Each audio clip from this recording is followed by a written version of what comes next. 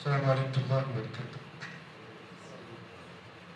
الحمدللہ رب العالمین والصلاة والسلام علی رسول الامین وعلی آلہ وصحبہ اجمعین۔ اعوذ باللہ من الشیطان الرجیم، بسم اللہ الرحمن الرحیم۔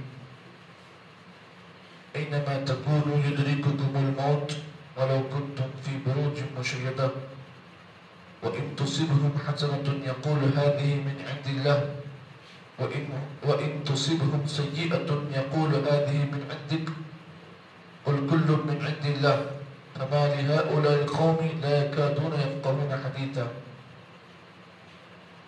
محترم بھائیوں اور بزرگوں، کل کے درس میں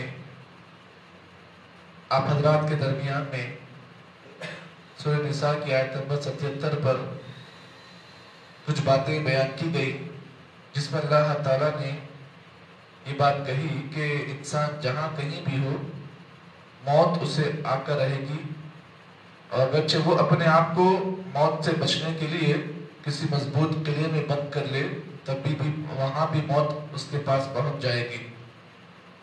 اس آیت کے دوسرے ٹکڑے میں اللہ تعالیٰ نے عقیدے کی بڑی اہم بات کو اللہ نے بیان کیا، اور وہ بات یہ ہے کہ اللہ کے نبی صلی اللہ علیہ وسلم کے زمانے میں جب آپ صلی اللہ علیہ وسلم مکہ سے مدینہ ہجرت کر کر آئے تو مدینہ کے اندر رہنے والے منافقین اور یہودیوں نے اللہ کے نبی صلی اللہ علیہ وسلم کے بارے میں یہ بات کہی کہ جب سے یہ محمد صلی اللہ علیہ وسلم اور ان کے اصحاب مدینہ کو آئے ہیں، ہمارے پاس آئے ہیں، ہمارے رزق میں، ہمارے پھلوں میں، ہمارے کھیتیوں میں کمی ہو گئی ہے۔ تو یہ اللہ کے نبی صلی اللہ علیہ وسلم کے بارے میں یہ بدشگونی لکھتے تھے کہ اللہ کے نبی کا یہاں مدینے میں آنے سے ہمارے پھلوں میں کمی ہو گئی ہے۔ تو اللہ تعالیٰ نے اس آیت کے ٹکڑے میں مدینہ منورہ کے ان یہودیوں پر اور منافقین پر اللہ تعالیٰ نے یہ آیت کریمہ ان کے سلسلے میں نازل ہوئی۔ یہ اللہ کے نبی صلی اللہ علیہ وسلم اور ان کے اصحاب جب مدینے کو آئے تو اللہ کے نبی صلی اللہ علیہ وسلم کے بارے میں اور اللہ کے نبی کے صحابہ کے بارے میں یہ لوگ بدشگونی کرتے تھے، یعنی ان لوگوں کے مدینے کی آنے کی وجہ سے ہمارے رزق میں اور ہمارے پھلوں میں اور ہمارے کھیتیوں میں کمی آ گئی ہے۔ اللہ تعالیٰ نے اس بات کی تردید کرتے ہوئے فرمایا قل کل من عند اللہ، لوگو تمہاری زندگی میں جو کچھ بھی ہوتا ہے، نفع نقصان، فائدہ اور لاس، یہ سب اللہ کی طرف سے ہوتا ہے۔ اس میں کسی انسان کا آنا، کسی انسان کا جانا، کسی انسان کی موجودگی کا اس میں عمل دخل نہیں ہوتا ہے۔ یہاں پر ایک بات بھی آپ جان لیں، ہمارے پاس بھی کچھ ایسے مسلمان اس عقیدے کے حامل کچھ مسلمان ہیں۔ مثال کے طور پر کسی کے گھر پر اگر الو بیٹھتا ہے، ایک زمانے جاہلیت میں یہ چیز تھی، کسی کے گھر پر اگر الو بیٹھتا تو یہ عقیدہ لیا جاتا، یہ بدشگونی لی جاتی کہ اس گھر میں کسی نہ کسی کی موت واقع ہو جاتی۔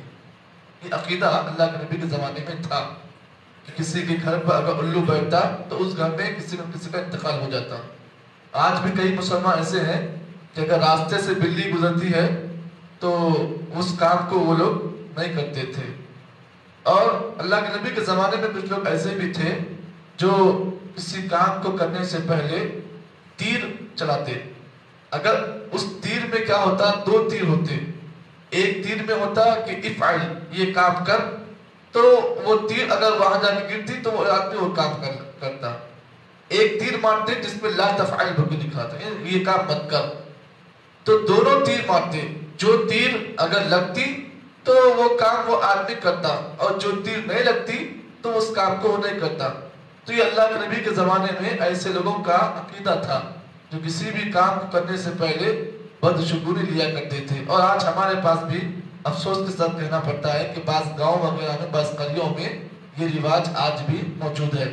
مثال کے طور پر اگر کوئی آدمی جو ہے گھر کے اندر اگر پیر کو پیر ڈال کر بیٹھتا، یعنی بایاں پیر ڈال کر بیٹھتا، تو بعض عقیدے کے لوگ ایسے بھی ہیں کہ ایسا کرنے سے گھروں میں افلاسی آتی، یا پھر کوئی ایسے بھی ہے کہ گھروں میں اگر کوئی آدمی جمائی لیتا تو کاروبار کی جگہ پہ جمائی نہیں لینا، نقصان ہوتا کاروبار میں۔ یہ بہت سارے عقیدے ہمارے پاس ہیں۔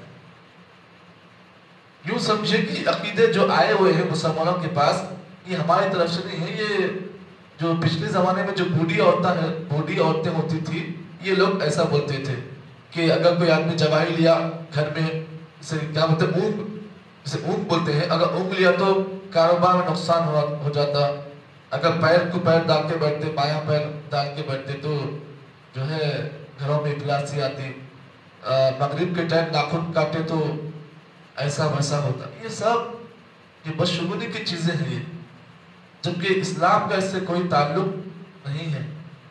ہمیں اور آپ کو ہمارا اسلام اچھی طریقے سے پڑھنے کی ضرورت ہے.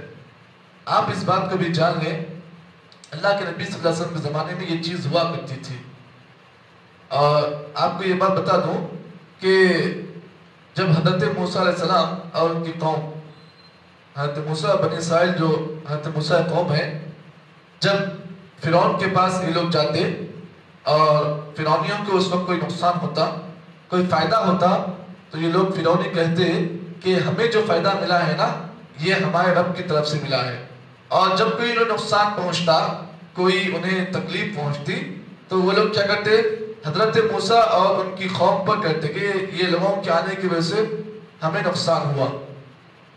اللہ تعالیٰ نے ان کے بارے میں کہا الا انما طائرهم عند اللہ. لوگوں اس بات کو جان لو، حضرت موسیٰ علیہ السلام نے یہ بات ان کے سامنے کہہ دی، فرعونیوں کے سامنے کہا الا انما طائرهم عند اللہ. لوگوں تمہاری منحوسی جو تم پر آئی ہے نا یہ تمہارے اپنے گناہوں کی وجہ سے آئی ہے، اس میں اللہ تعالیٰ کا عمل دخل ہے. تو معلوم یہ ہوا کہ اگر کوئی آدمی آج بھی اس عقیدے کا ہے جو ایسی منحوسی باتیں کرتا ہے، تو وہاں پر ہمیں اور آپ کو شریعت اسلامیہ نے ایک دعا سکھائی ہے، اللہم لا طیر الا طیرک ولا خیر الا خیرک. اتنی پیاری دعا ہے کہ اگر کوئی آدمی ہمارے سامنے ایسی منحوسی باتیں کرتا ہے، بدشگونی کی باتیں کرتا ہے، تو وہاں پر شریعت اسلامیہ نے مجھے اور آپ کو ایک دعا سکھائی. وہ دعا کیا ہے؟ اللہم لا طیر الا طیرک. اے اللہ کوئی بدشگونی نہیں ہوتی تیرے علاوہ، تو چاہے تو بدشگونی کر سکتا ہے، تو چاہے تو کسی چیز کو منحوس بنا سکتا ہے. ولا خیر الا خیرک. اے اللہ ہر خیر تیری طرف سے ہوتا ہے، یعنی خیر جو بھلائی ہوتی ہے اور برائی ہوتی ہے اس میں صرف تیرا تعلق ہے، اس میں کسی انسان کا کوئی تعلق نہیں ہے. اور یہ بات بھی آپ جان لیں، اللہ کے نبی صلی اللہ علیہ وسلم کے زمانے میں ایک چھوٹا بچہ ہے، 10 سال کا بچہ ہے. کون؟ حضرت عبداللہ ابن عباس. 10 سالہ ایک بچہ ہے، اور تربیت کہاں ہو رہی؟ نبی کے پاس ہو رہی ہے. اور کئی سے تربیت دیکھیے، 10 سال کے بچے کا عقیدہ ایسا ہے جو آج 60 سال بوڑھوں کا عقیدہ ایسا نہیں ہے. اللہ کے نبی کے زمانے میں 10 سالہ بچے کا عقیدہ اتنا پاورفل ہوتا، اور آج ہمارے زمانے میں 50 سال 60 سال کے بوڑھوں کا عقیدہ اتنا منحوس ہے. جبکہ اللہ کے نبی کے بارے میں حضرت عبداللہ ابن عباس کہتے ہیں کہ اللہ کے نبی صلی اللہ علیہ وسلم مجھے بلایا، کہا یا غلام، اے میرے بچے آؤ ادھر آؤ، تمہیں کچھ باتیں بتاتا ہوں، ان باتوں کو یاد کرو، ان باتوں کو ہمیشہ یاد رکھو، اللہ تعالیٰ تمہاری حفاظت کرے گا. اس کے بعد عبداللہ ابن عباس کہتے ہیں اللہ کے نبی نے مجھے نصیحتیں کرتے فرمایا اے میرے بچے اس بات کو جان لے، وَاعْلَمْ أَنَّ الْأُمَّةَ لَوِ اجْتَمَعَتْ عَلَىٰ أَن يَنْفَعُوكَ بِشَيْءٍ لَمْ يَنْفَعُوكَ إِلَّا بِشَيْءٍ قَدْ كَتَبَهُ اللَّهُ لَكَ وَاعْلَمْ أَنَّ الْأُمَّةَ لَوِ اجْتَمَعَتْ عَلَىٰ أَن يَضُرُّوكَ بِشَيْءٍ لَمْ يَضُرُّوكَ بِشَيْءٍ إِلَّا قَدْ كَتَبَهُ اللَّهُ عَلَيْكَ رُفِعَتِ الْأَقْلَامُ وَجَفَّتِ الصُّحُفُ.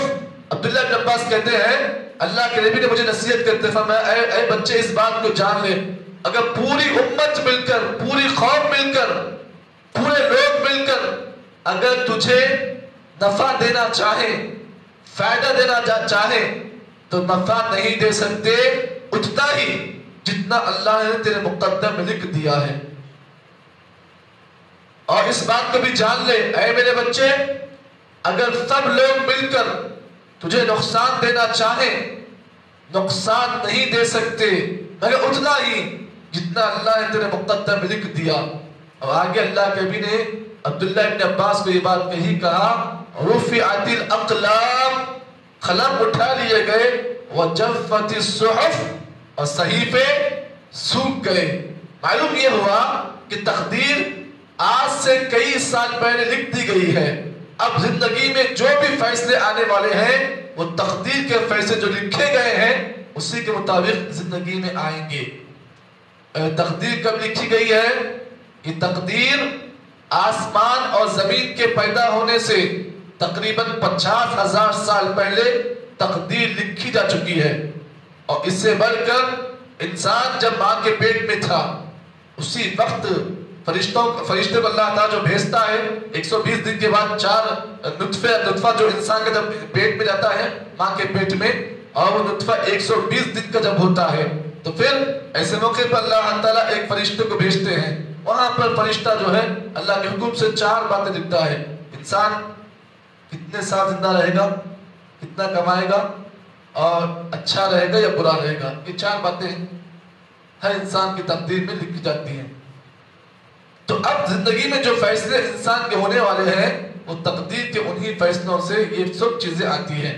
اب اس میں نہ کسی بیوی کا دخل ہوتا ہے، نہ کسی ماں کا، نہ کسی بچے کا، نہ کسی بچی کا، نہ کسی قوم کا، نہ کسی جماعت کا، نہ کسی جمعیت کا. زندگی میں انسان کو جو بھی نفع اور نقصان ملتا ہے ان سب کا تعلق اللہ کی طرف سے ہوتا ہے. خیر بھی اللہ کی طرف سے اور شر بھی اللہ کی طرف سے ہوتا ہے. اب یہاں پر آپ اس بات کو بھی جان لیں، نبی اکرم صلی اللہ علیہ وسلم نے یہ بات بھی بیان کی. آج کل کئی لوگ ایسے بھی ہیں جو ستارے دیکھ کر اپنی قسمت کا حال معلوم کرتے ہیں. ٹوٹتا ہوا ستارہ جب آتا ہے تو کہتے ہیں جو وش کرو وہ قبول ہو جائے گی. آج اسکولوں میں ہماری تعلیم کے جو جہاں پر ادارے ہیں وہاں پر افسوس کے ساتھ کہنا پڑتا ہے کہ ہمارے بچوں کو یہ تعلیم سکھائی جاتی ہے کہ تارا ٹوٹتا ہوا تارا دیکھو تو وہاں پر کیا ہوگا، آپ کی پوری وش جو بھی آپ کرو گے وہ آپ کو مل جائے گی. جبکہ اللہ کے نبی نے فرمایا اربع فی امتی من امر الجاہلیہ لا یترکونہن. نبی نے فرمایا میری امت میں 4 چیزیں ایسی پائی جائیں گی جو جاہلیت کے اندر تھی. کتنے اندر تھی؟ جاہلی مسلمان جو تھے میری امت بھی ان 4 چیزوں کو پالے گی. اس میں سے ایک چیز نبی نے فرمایا الاستسقاء بالنجوم. لوگ ستاروں کے ذریعے سے اپنی قسمت کا حال معلوم کریں گے. ستارہ کے ذریعے سے مراد ٹوٹتا ہوا ستارہ جب آتا ہے تو لوگ اپنی قسمت کا حال معلوم کرتے ہیں اور ستاروں کو دیکھ کر لوگ یہ تصور لیتے ہیں کہ فلاں ستارہ جو ہے اگر یہاں ہوگا تو ہماری قسمت ایسی ہوگی. تو معلوم یہ ہوا کہ ستاروں کے ذریعے سے اپنی قسمت کا حال معلوم کرنا. اسی طریقے سے خاندان فخر کرنا، میں سید ہوں، میں چاوش ہوں، میں یہ فلاں قبیلے کا ہوں، یہ سب جاہلی امور ہے. جاہلی زمانے میں لوگ اپنے قبیلوں کو فخر کرتے ہیں، میرا قبیلہ اتنا بڑا ہے، میں چاوش قبیلے کا ہوں، میں سید گھرانے کا ہوں، میں یہ گھرانے کا ہوں. ارے تو بھائی سید گھرانے کا ہے تو کیا تیری قبر الگ ہوگی؟ نہیں، تجھے بھی وہی قبر میں ڈالا جائے گا نا جو عام قبر ہوگی. تو معلوم یہ ہوا خاندانوں پر فخر کرنا، ستاروں کے ذریعے سے قسمت کا حال معلوم کرنا، یہ تمام کے تمام وہ امور ہیں جاہلیت کے اندر تھے. اور اللہ کے بھی فرماتے ہیں کہ میرے آنے کے بعد اللہ تعالیٰ نے جاہلیت کے تمام امور کو دفن کر دیا ہے. دفن ہو گیا. یہ نبی کے آنے کے بعد جاہلیت کے تمام امور دفن ہے. اب کوئی آدمی اگر ایسا کام کرتا ہے تو اس کا مطلب یہ ہے کہ وہ جاہلیت کے طریقے پر ہے. تو اللہ تعالیٰ اس آیت کریمہ میں یہی بات بیان کی، عقیدے کی یہ بات جو اللہ نے بیان کی. ایک ہی جملہ اللہ نے کہا وَمَا أَصَابَكَ مِن سَيِّئَةٍ جو ہے قُلْ كُلٌّ مِّنْ عِنْدِ اللَّهِ. اللہ فرماتے ہیں زندگی میں تمہارے پاس جو کچھ بھی ہوتا ہے، نفع نقصان ہوتا ہے، اس میں کسی کا عمل دخل نہیں ہوتا ہے. یہ سب اللہ کی طرف سے زندگی میں تمہارے پاس آتے ہیں. اس میں کسی انسان کا، کسی عام آدمی کا کوئی عمل دخل اس میں نہیں ہوتا ہے. عقیدے کا ایک جملہ قل کل من عند اللہ، اس کو آپ سمجھ جائیں پورا عقیدہ انشاءاللہ آپ کو معلوم ہو جائے گا. یہی آیت کریمہ کے ذریعے سے میں نے آپ کے سامنے کچھ باتیں جو بڑی اہم تھی وہ آپ کے سامنے پیش کی.